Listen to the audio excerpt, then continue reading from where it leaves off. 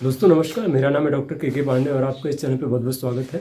दोस्तों आज हम बात करेंगे कि कैसे हम इस सिचुएशन में कोरोना काल में अपने आप को सेफ़ रखें। दोस्तों कोरोना काल में सेफ़ रखने के लिए दोस्तों सबसे इम्पॉर्टेंट जो है अपने इम्यूनिटी पे हमको काम करना है। और इम्यूनिटी में भी दो चीज़ इंपॉर्टेंट होती है, ये समझना बड़ा ज़रूरी होती है। देखिए इम्यूनिटी हमारी होती है ऑक्सीजन के लेवल से। अगर हमारे शरीर में ऑक्सीजन की पर्याप्त मात्रा जा रही है या हमारे लंग्स की कैपेसिटी है कि ऑक्सीजन पर्याप्त मात्रा में हमारे ब्लड को अच्छी मात्रा में दे पाए, तो समझिए कि हमारी इम्यूनिटी अच्छी है। अब हमारे शरीर में अगर खून या ब्लड की मात्रा अच्छी मात्रा में जा रही है तो ये कैसे हम डिसाइड कर पाएंगे। पहला तरीका ये होता है उसका कि हमने ये देखना है कि हमारे शरीर में हीमोग्लोबिन की मात्रा कितनी है।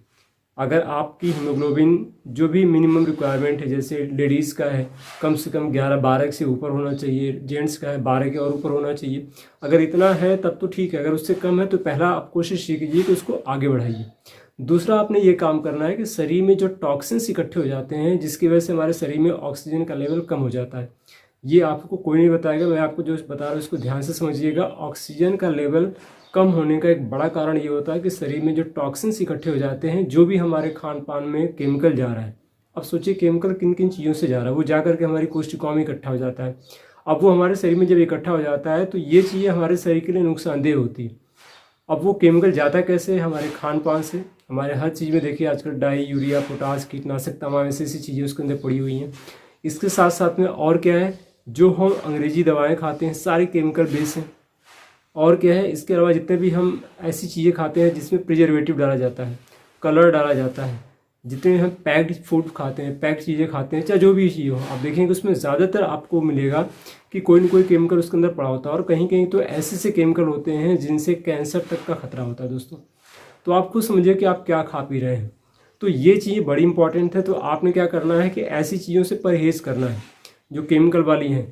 अच्छा, परहेज हर चीज़ से आप नहीं कर सकते, मजबूरी आपकी है, तो आपको डिटॉक्सिफिकेशन वाले प्रोसेस में जाना पड़ेगा। अब आपको जहाँ से भी डिटॉक्सिफिकेशन का प्रोसेस मिले जो आपकी कोशिकाओं से टॉक्सिन्स को बाहर करे, उस पे आप जाइए और उस पे आप काम करिए। अगर आप टॉक्सिन्स को शरीर से बाहर कर पाते हैं तो समझिए भविष्य में स्वस्थ रह सकते हैं। अदरवाइज आज कोरोना है, कल को कोई और बीमारी आएगी, उसके बाद कोई और बीमारी आएगी, कब तक भागते रहेंगे इन सारी चीज़ों से।